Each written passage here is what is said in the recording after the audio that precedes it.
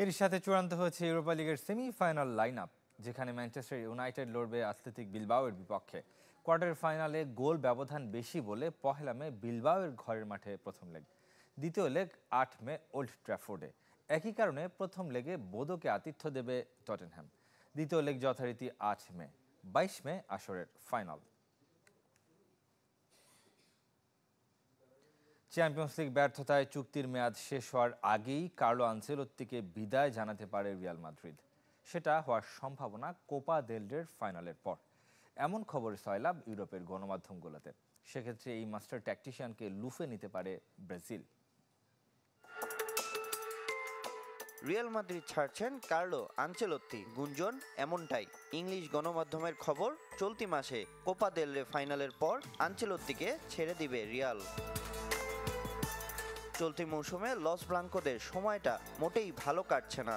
লা লিগায় ম্যাচ বাকি মাত্র ৭টি, লিগ লিডার বার্সেলোনার চেয়ে পিছিয়ে ৪ পয়েন্টে। তবে যেখানে সবচেয়ে সফল সেই চ্যাম্পিয়ন্স লিগ থেকেই এসেছে বড় ধাক্কাটা। কোয়ার্টার ফাইনালে ইংলিশ ক্লাব আর্সেনালের বিপক্ষে ২ লেগেই হেরেছে লস ব্লাঙ্কোরা। অ্যাগ্রিগেটে ৫-১। ৪ বছর পর বিদায় কোয়ার্টার ফাইনাল থেকে। আর্সেনালের বিপক্ষে হারের পর কার্লো আনচেলোত্তির সংবাদ সম্মেলনে মিলেছে ক্লাব ছাড়ার ইঙ্গিত।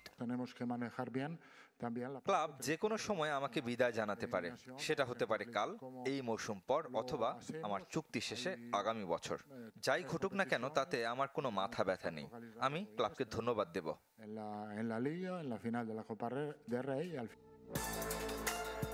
এমনটা হলে আনচেলোত্তির জন্য যদি হয় সর্বনাশ, তবে ব্রাজিলের ক্ষেত্রে পৌষ মাস। সেলেসাউদের কোচ হওয়ার সুযোগ বহুগুণে বেড়ে যাবে এই ইতালিয়ান ট্যাকটিশিয়ানের। ইতোমধ্যেই এক ব্যবসায়ীকে দিয়ে আনচেলোত্তির সাথে যোগাযোগের চেষ্টা চালাচ্ছে ব্রাজিল ফুটবল। তবে এখন পর্যন্ত আনুষ্ঠানিকভাবে কিছু জানা যায়নি। তবে আনচেলোত্তির নিকট অতীত সাফল্যে মোড়ানো। ২০২১ সালে দ্বিতীয়বারের মতো লস ব্লাঙ্কোদের কোচ হয়ে ৩ মৌসুমে ২টি চ্যাম্পিয়ন্স লিগ সহ জিতেছেন ১১ শিরোপা। রিয়াল মাদ্রিদের পরবর্তী কোচ হওয়ার দৌড়ে আছেন বায়ার লেভারকুজেনের জাভি অ্যালোনসো ও সাবেক লিভারপুল বস ইয়র্গেন ক্লপ। সামি নিয়াসার, চ্যানেল 24।